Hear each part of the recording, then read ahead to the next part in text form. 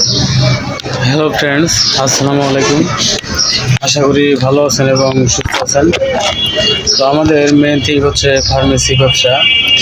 যারা নতুন ফার্মেসি ব্যবসা শিখবেন ভাবছেন, তারা কিভাবে ফার্মেসি ব্যবসা শিখবেন এবং ফার্মাসিস্ট কোর্স কমপ্লিট করে ড্রাগ লাইসেন্স কালেক্ট করে প্রাউডলি ফার্মেসি ব্যবসা কীভাবে পরিচালনা করবেন, তো এই সকল বিষয়ে আমাদের এই চ্যানেলে প্রতিনিয়ত step by step video publish হচ্ছে। তো ফ্রেন্ডস, আপনি যদি সিরিয়াসলি ফার্মেসি ব্যবসা শিখবেন ভাবছেন, তাহলে অবশ্যই আমাদের এই চ্যানেল সাবস্ক্রাইব করে বেল আইকনে অল অপশন সিলেক্ট করে রাখুন। আর যদি ফেসবুক থেকে দেখে থাকেন তাহলে অবশ্যই ফলো দিয়ে রাখবেন। তো ফ্রেন্ডস, আমাদের আজকের একটা টপিক হচ্ছে ফার্মেসি ব্যবসাতে উপযুক্ত সরবরাহ চেইন তৈরি এর ব্যাপারে আজকে 7টি স্টেপে আলোচনা করব। তো ফ্রেন্ডস, চলুন শুরু করছি।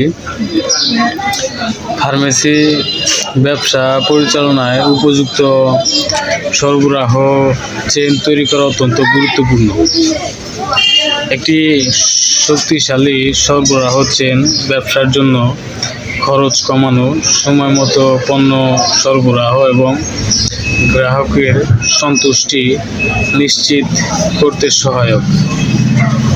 তো আজকের এই ভিডিওতে 7টি স্টেপে আমি আলোচনা শুরু করছি। তো প্রথমটি হচ্ছে বিশ্বস্ত সরবরাহকারী নির্বাচন।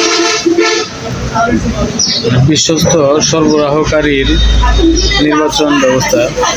তো আপনার ফার্মেসির জন্য বিশ্বস্ত এবং সময় মতো সরবরাহকারী খুঁজে বের করা অত্যন্ত গুরুত্বপূর্ণ।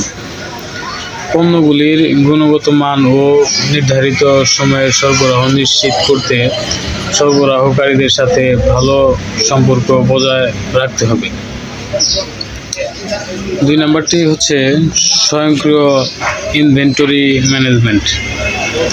প্রযুক্তির সাহায্যে ইনভেন্টরি ব্যবস্থাপনা স্বয়ংক্রিয় করা একটি কার্যকরী পন্থা। এটি আপনার স্টক লেভেল পর্যবেক্ষণ করতে এবং অর্ডার দেওয়ার সময় শুদ্ধতা বাড়াতে সাহায্য করবে।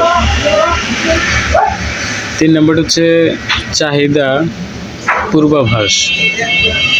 আগাম চাহিদা বোঝা অত্যন্ত গুরুত্বপূর্ণ, যাতে পণ্য যথাযথ সময়ে সরবরাহ করা যায়।